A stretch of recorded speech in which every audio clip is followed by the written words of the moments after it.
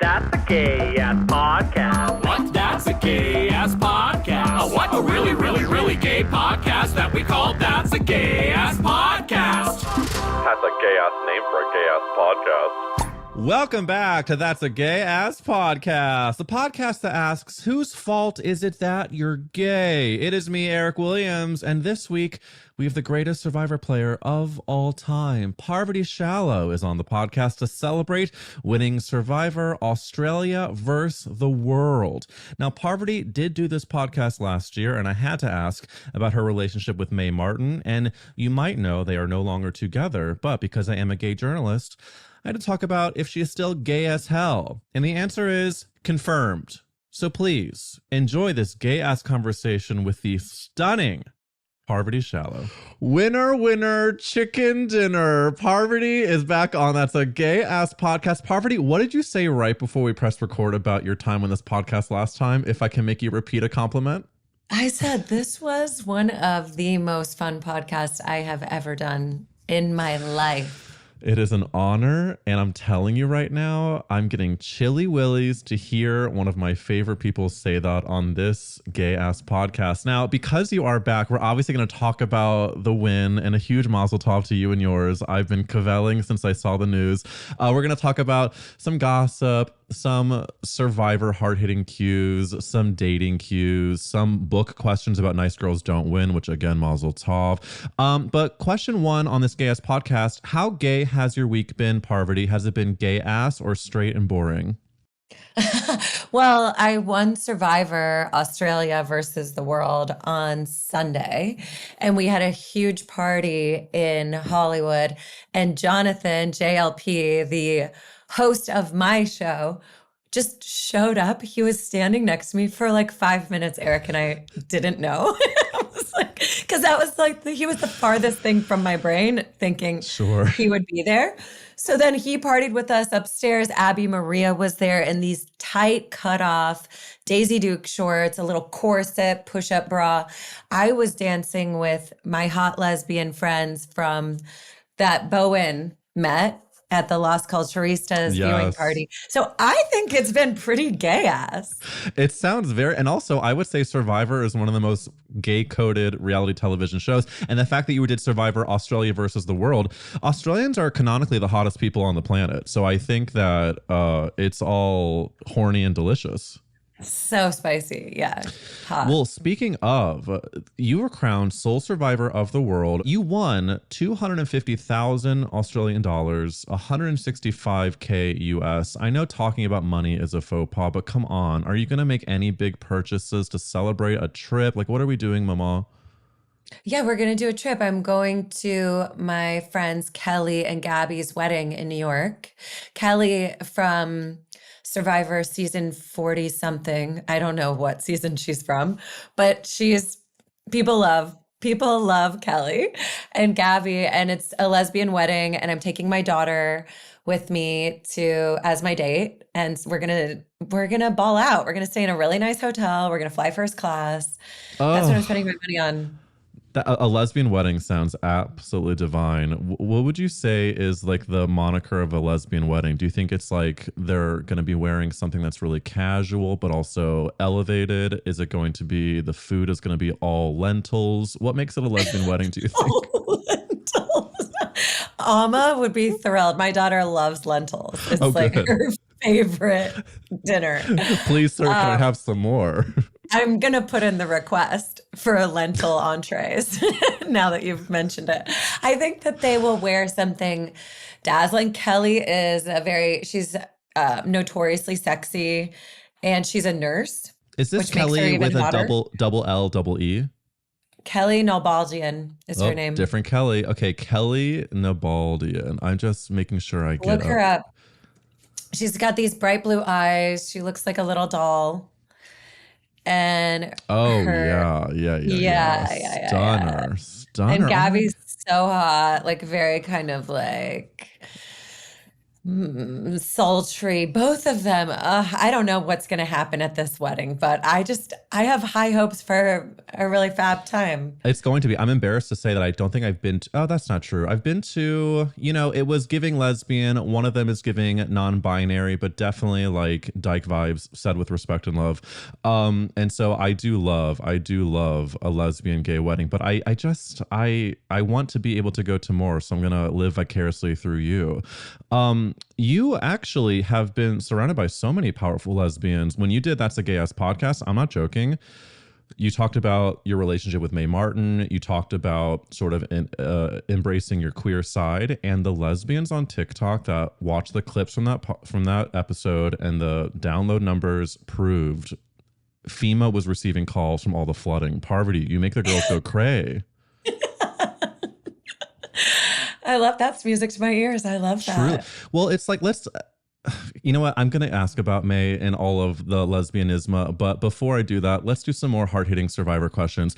The fact that you won this show puts you up with Sandra and Tony as winning 2 times, as cementing your status as the greatest Survivor player of all time. In fact, Vulture said that Parvati played the entire season without getting a single vote cast against her, then ended her career on top, receiving all but one of the jury's votes. Honey, I added the honey. Now that's world domination. You, however, said that you're retiring from Survivor. That was your final time. You said it was a very sweet moment to get the win from the jury. But why is that your last Survivor experience? I feel complete. It's really no other reason beyond that is I've played these games enough times for me to feel complete, and that's it. And I'm going out on a high. And I've now killed off the Black Widow. She died at the end of my book. So wow. I'm going to have to pick up a new archetype. But wouldn't you say that's your strength, is like knowing when the chapter is over and when to start something new? Because I think that you have had such a long career doing, sure, Survivor, but also your stint on The Traitors was like a big part of, I would say, your visibility and kind of spreading your message. And now with this book, it seems like you ending your time on Survivor now, it does feel like it's an organic ending and giving you like an exciting opening for new ventures. Yeah. And I think with the direction that Survivor in the US has moved in, it's not a game that really I feel is a match for me anymore. Yeah. And now I've dominated the Australian game, and I just don't I have nowhere else to go from here. So I am working on now developing shows and positioning myself as a host. Oh, thank fucking God. I mean, your ability to master the gameplay would only naturally equate to you hosting with also your charisma, your sexiness, your wit, your everything. A lot of people, though, I've been reading online about American Survivor. Some people say it's become too self-aware, kind of employs too many twists, confusing gimmicks. But a lot of people loved this season of Survivor Australia versus the World because it actually went back to the old-fashioned Survivor gameplay. What are your thoughts about the direction of American Survivor compared to your experience on Australia honoring the original idea? I think the reason a lot of people were drawn to Survivor in the first place is because you can vicariously live out people in these difficult social conundrums. You can watch what people do when they're confronted, or their back is against the wall, or they have a difficult, so kind of Sophie's choice to make between an ally and another ally who want each other out, or something like that. And it's like, oh, it's fascinating to watch people navigate difficult social circumstances, especially when they're doing it in the container of a competition where the rules are be friends with these people, rely on them for your survival, your very basic needs. But then at the same time, in the back of your mind, you have to know which one's a threat to you at the end, which one is going to stick with you and be a loyal ally. And you have to navigate all of that in this arena of scarcity, where you don't have enough. You don't have enough food. You don't have enough water. You don't have shelter. Your clothes are constantly wet. It's so uncomfortable. It really mirrors life in a lot of ways. And I mean, people are in this very moment surviving scarcity all over the world where rents are so high. It's difficult in this job market to have enough money to cover certain basic needs. Sometimes we have to rely on each other, or you have to survive in a toxic work environment just to like pay your rent and feed yourself. So people are like, okay, if I can't leave this job right now, if I can't leave this relationship, say you're in a toxic relationship that's not working, but you're kind of stuck in it for a time until you can get out. It's sort of like, how do I survive this if I can't change my external circumstances? Where does my power come from in life in this kind of tight container? And I think that's where I really thrived. That's where I loved playing Survivor, was like, okay, how do I empower myself in a game where the rules are, you're sort of stripped of a lot of information, people are lying, betraying.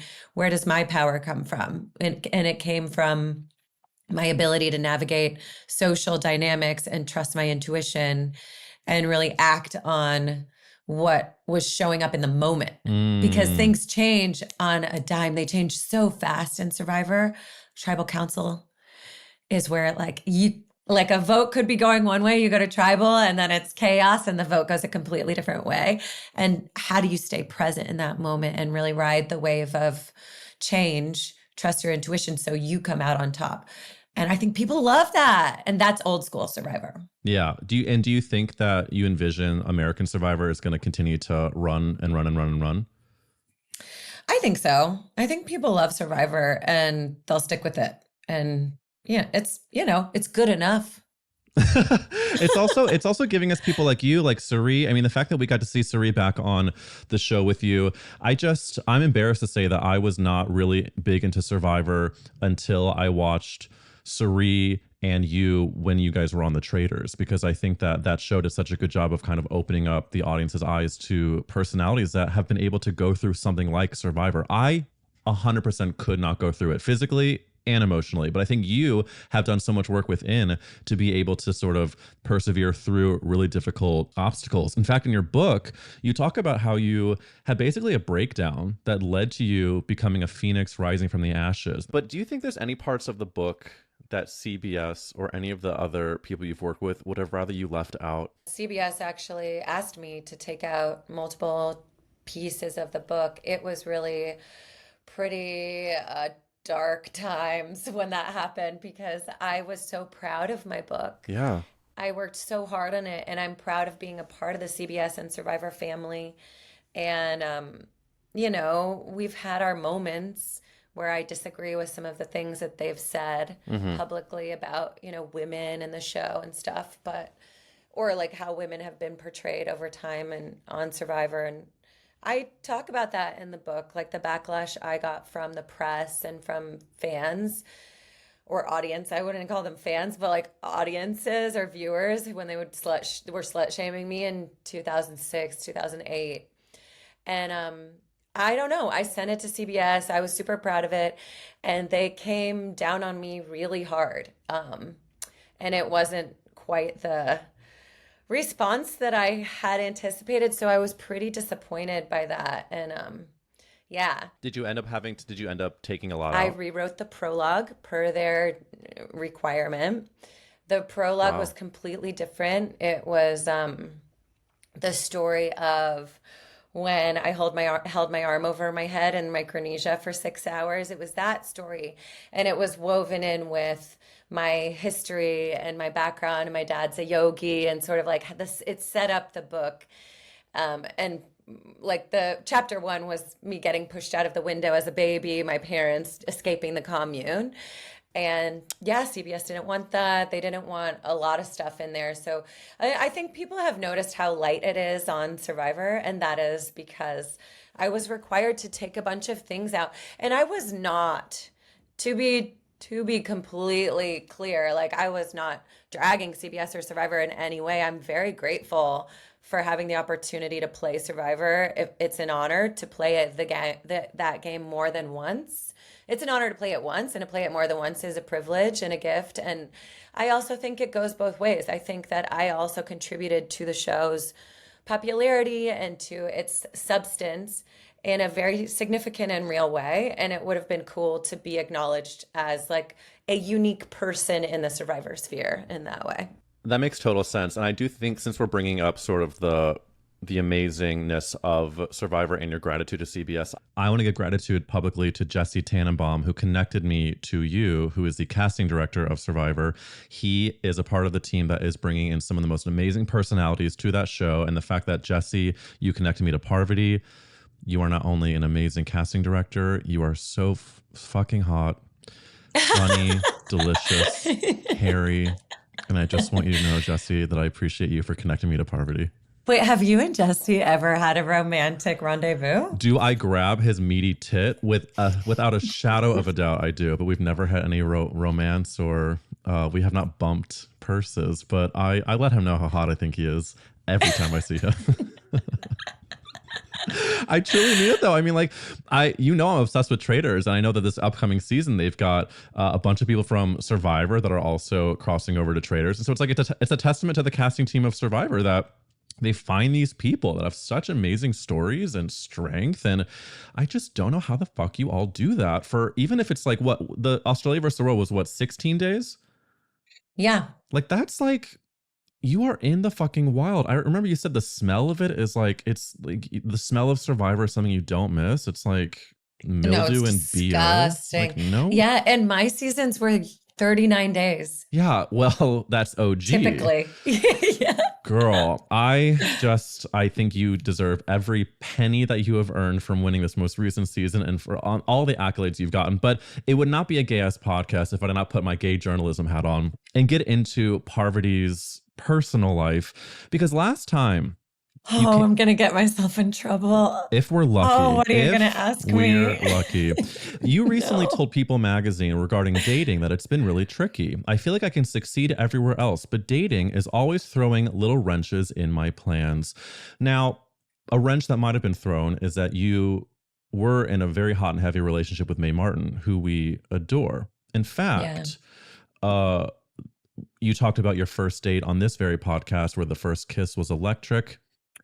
Where do you stay now with Mae having broken up? Are you the type of queer folks who are now immediate best friends? Did we do a conscious uncoupling? Are we hooking up? What's the vibe with you and Mae?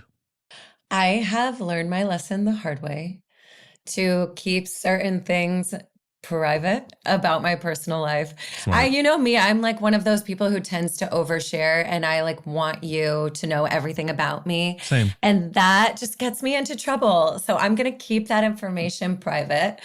But I will say there is something really fascinating about the queer community that doesn't exist as far as I've seen in the straight community. And that is, when people break up, they still hang out with each other and they still do hook up. It's like it's like, this is just how life goes. Yeah, they're like, there's my ex, and you start sucking face with them. Yeah, and you're like, oh, I guess no hard feelings over there. Like, they seem pretty okay. It does seem like so much more fluid. I really have enjoyed becoming queer and stepping into this lifestyle because it fits me better. It is less restrictive, it's less rigid, and I can really kind of flow with the changes that occur within me, which I change at a very rapid rate. Like, I'm constantly reflecting, reevaluating, considering, okay, like what kind of lifestyle fits for me, what works for me. I'm a single mom. I have this custody situation. I have this career that's very fluid, very dynamic,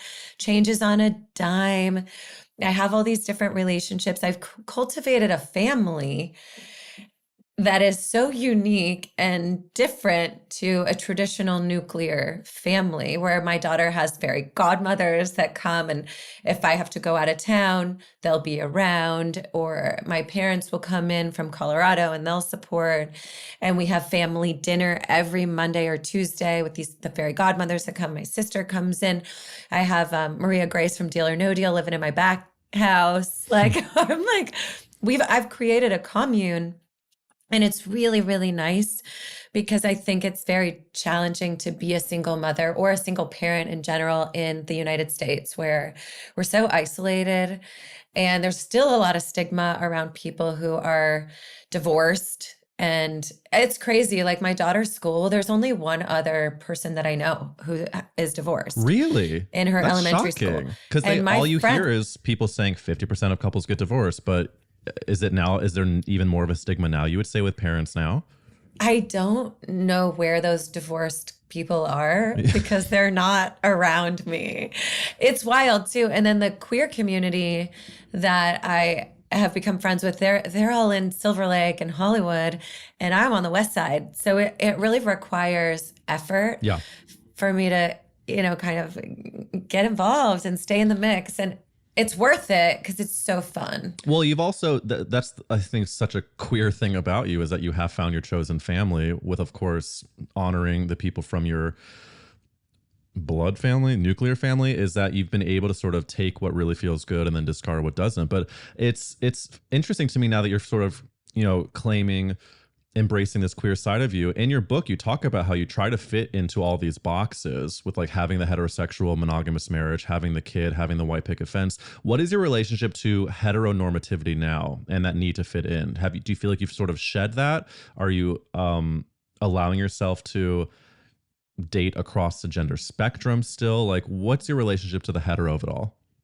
Yeah, I think I've shed that. I think that's like one of the best gifts that May gave me, was just that like new identity for myself. And it makes me emotional too, because I really did not even know what I was missing when I was trying to like do dating the way I had always done it and go out with these guys who were just like they were flat. And then when I met May, it was like rainbows and unicorns, and it was so extraordinary. And I was like, what a gift. Like, who gets this kind of gift? I want everyone to have it. Girl. I want everyone to have it. Every gay queer person remembers the first time they made out with someone that gave them unicorns. And I know exactly where I was. And so when you talked to me about it in that car with May, I just love to see other people embracing the gay. It's so good. Yeah. I can never go back. I'm like, even if I do date men from now on, and also women and also non-binaries. Yeah. If you date a man, he needs to be pegged. Yeah, I will. Exactly. And I will.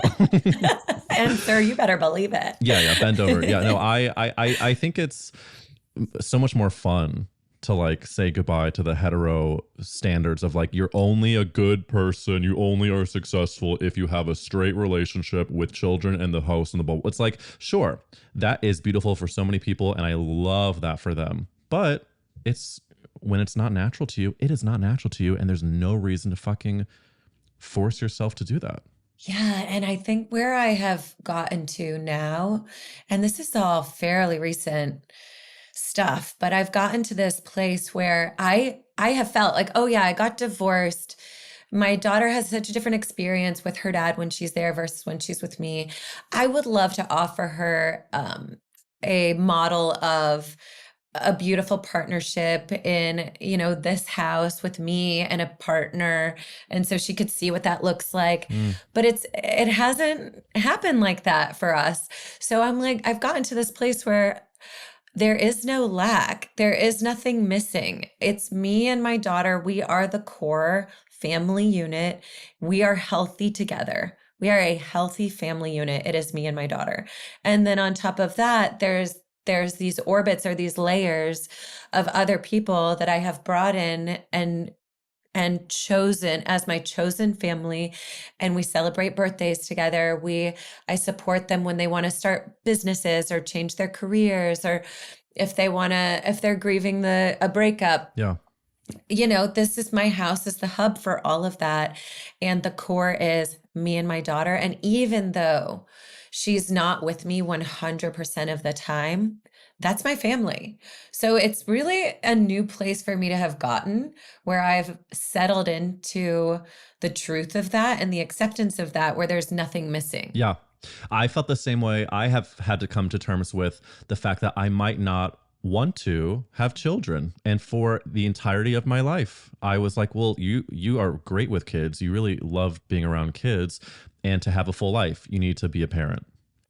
And in the past couple of years of like really living my gay ass bliss, I like saw a lot of my friends who are in their 40s and 50s and beyond who are having these beautiful lives with their partner or without, and also without having children. And I'm like, oh, it's not a moral failure if you don't have kids. And just like you, it is not a moral failure or a life failure to say that this is my beautiful family. And so I think the more we can tell ourselves that our truth is valuable, regardless of what the world says, I think that's like the faster you can find happiness. But we do want to give the horny girls listening some spank bank material. So let's ask, are there any girls that you crush on first from the Survivor verse before I go to anywhere else? Any girls that make you soaking wet from Survivor? I mean, Kirby from Australia versus the world. Kirby's so hot. She's just magnetic. Was there any sexual tension while out? I mean, I think you could see that. Yeah. It wasn't long lived because, sorry, I had to end up voting her out. But I didn't want to. Sometimes a girl's got to do what a girl's got to do, and that's vote her off the island.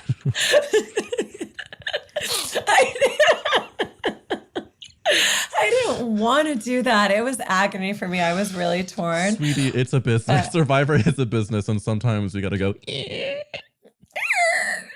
Sorry. Yeah, no, I loved, Kirby's got this like charisma, and she is like a rugby player out there, like a really kind of force of nature. Yeah. So, and has this big megawatt smile. And when she beams it on you, oh my God. Also, Eric, I am not like a survival girly. Sure. Like I'm not a fire maker. I'm not a shelter builder. We got a bottle of champagne. That's the first thing I'm doing when we get to the island. I'm not dragging sticks around to build a shelter.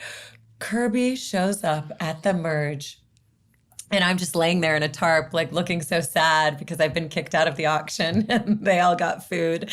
And she comes walking up. She's like, oh God, this is really depressing. Like I'm laying under like a few sticks because we've just put up like a few sticks up onto a branch. It's not quite a home. Oh God. And she just gets to work. She gets a log, splits it with one chop of the machete. She builds a house for me in 2 hours flat.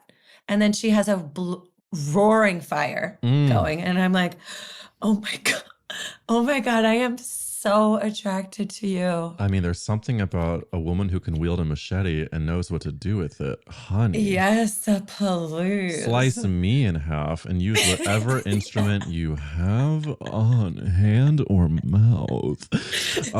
That's hot. That's really hot. Are there any fictional characters that you would want to get down with? Like, for example, Sex and the City was big for me. Samantha dates a guy named Richard. He shows off his full dick in a rooftop pool scene. I wanted to be on my knees. Did I want to climb Mr. Big? Unfortunately, yes. Are there any fictional characters of the female variety that you have crushed on or fantasized about? I mean, yeah, like Megan Fox. I hear Megan Fox's name. Megan Fox's name comes up for so many queer women. I mean, I get it. She's gorgeous. She's hot and cunty. Like she's got kind of like a bitchy vibe. Where that to me is a little like it's a little off-putting. Where I'm like, oh, like I like when people aren't completely like easy. Of course. Like Aubrey Plaza also. Oh, yeah.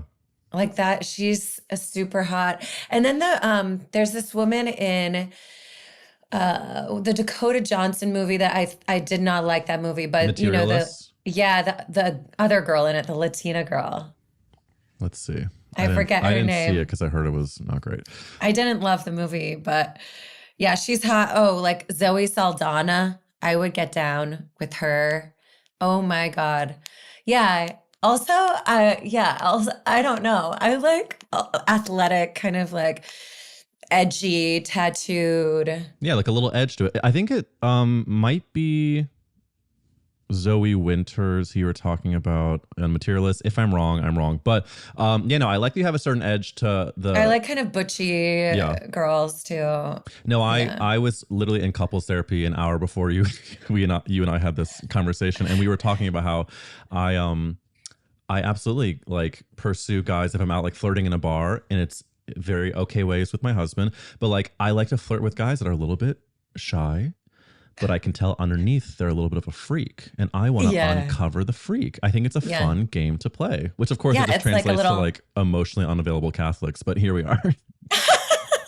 But it is also like a little cat and mouse. It's very primal biology that you're talking about. Yeah, it's evolutionary even. It's like how like I want to be able to seek out someone that needs to be like the open, they need to be uncovered. They like, like something that's going to explode. I want to be one. I want to light the fuse. I want to light the fuse. Yeah, you're going to blossom them. Yeah, You're like the bee coming to pollinate their flower. And they just start opening to you in the light of your glow. Gaping wide opening.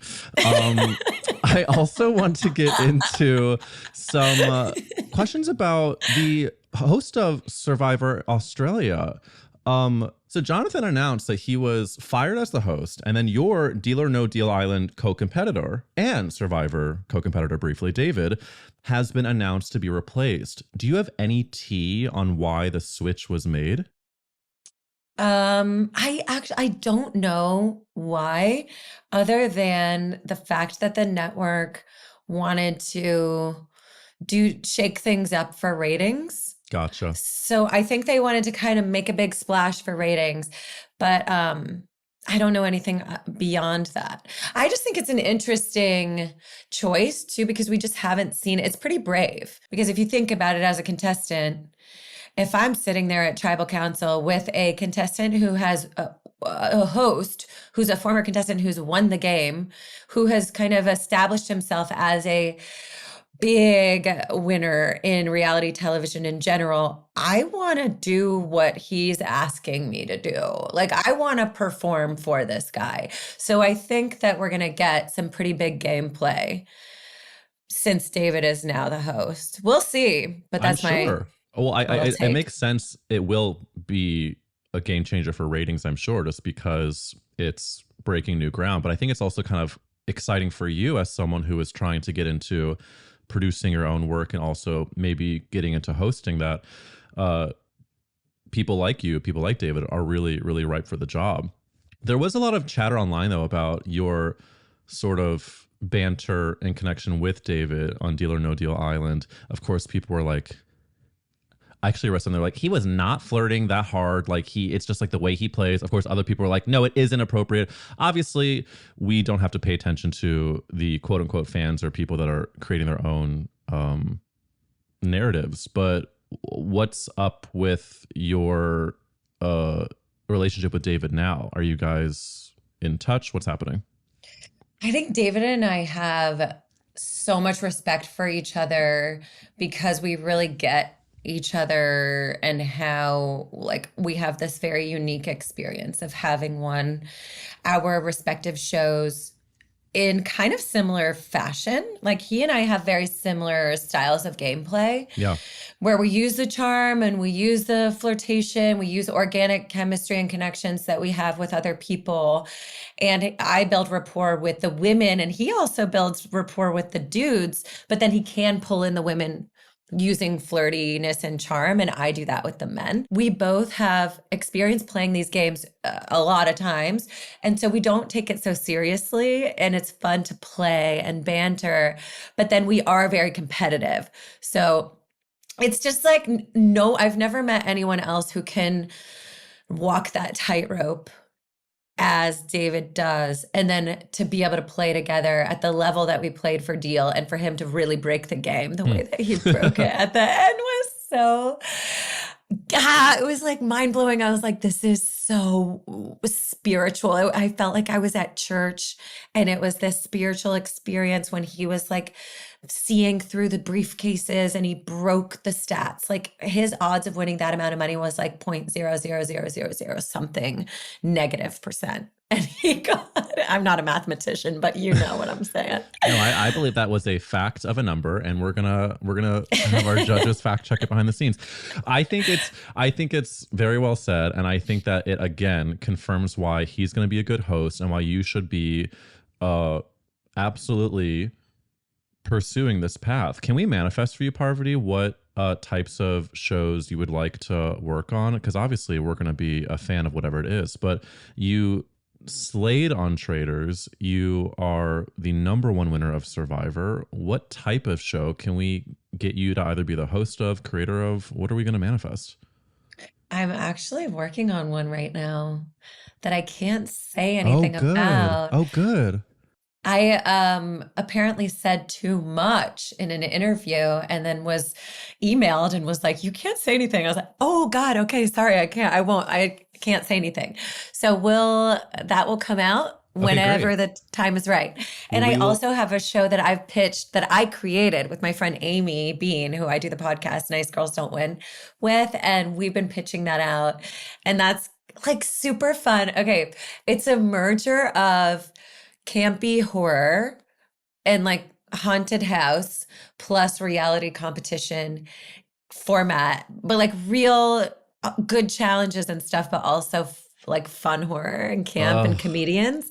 And I really want that one to go. So we'll keep pitching away at that one. You should. And I'm not just saying this because you're here. It sounds so up all of the listeners' alleys because, I mean, come on.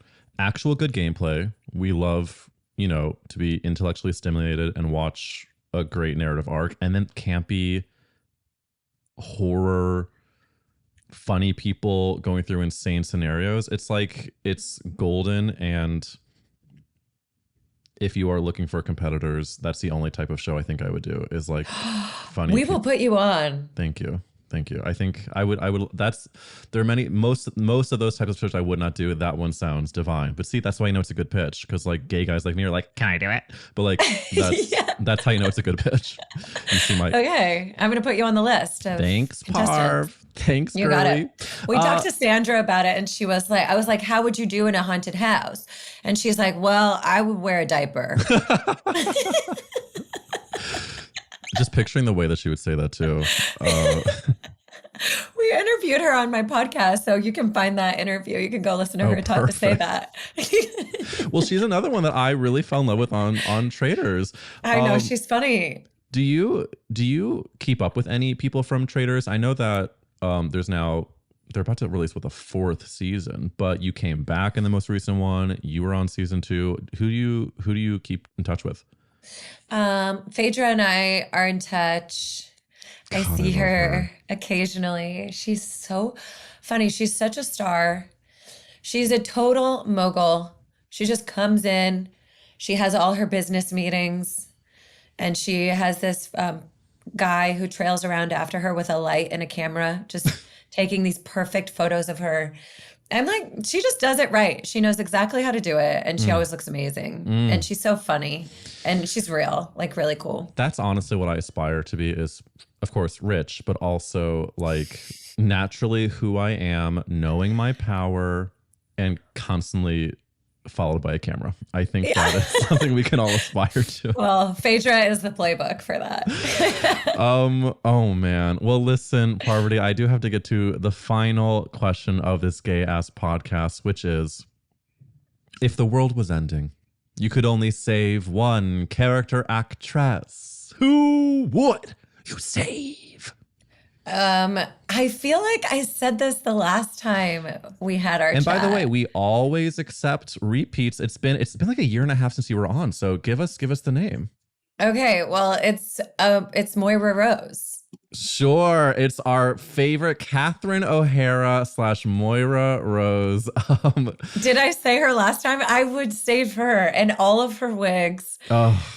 Because I couldn't imagine living in a world without her. By the way, it's a stunning answer that never needs to be changed, because I sometimes qualify these character actress answers as also the people who made me gay. And Catherine O'Hara is in a stretch of movies that all made me gay. When I first saw the movie Waiting for Guffman, it takes place in the state of Missouri. I'm growing up in Missouri, closeted as hell, but then just like obsessed with Catherine, obsessed with everything that she has done. And obviously Schitt's Creek is so popular amongst the gays and the girlies. So we love Catherine O'Hara. Would you ever go into scripted yourself? Have you ever thought about being an actress?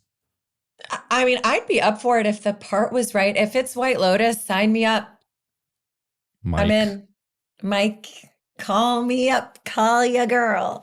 Like, I would so do that. Am I going to start auditioning and like grind in the pavement as an actress? No, I'm not. I'm just not going to spend my time doing that. How do you feel about France? The new White Lotus season is shooting in France. Look, my ancestry.com says I am mostly French and then French Canadian, so double French.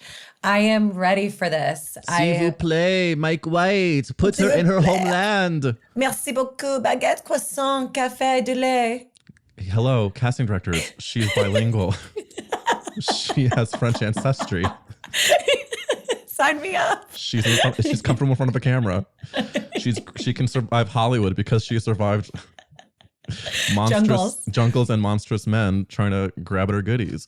Truly. Oh my God. Well, Parvati, every single time I get a chance to interview on That's a Gay Ass Podcast, it is beyond a treat. I was at an event last night and I was like, I know she's going to show up. If she doesn't, I'll kill myself. But I know she will because I told every gay guy I saw, I was like, I'm seeing Parvati. I'm interviewing Parvati tomorrow. I was like, it's all I could think about. And my God, what event were you at? Why wasn't I invited? You should have been. I got a last minute invite. It was for the 40th anniversary of the Golden Girls, and it was a Hulu event, and it was at Lisa Vanderpump's old restaurant Pump that is now Rooster Fish, and Trixie Mattel DJ'd there. Okay, cute. Yeah, you would have thrived. Party. I'll make sure to invite you to the next one if I'm invited. But one of these days we are going to be twirling at a party and gossiping about everything.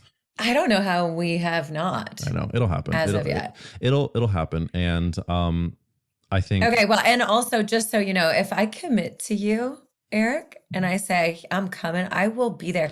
You better believe it would require a hurricane category 5 where there's a power outage and I could not find Wi-Fi to connect to my Zoom call with you.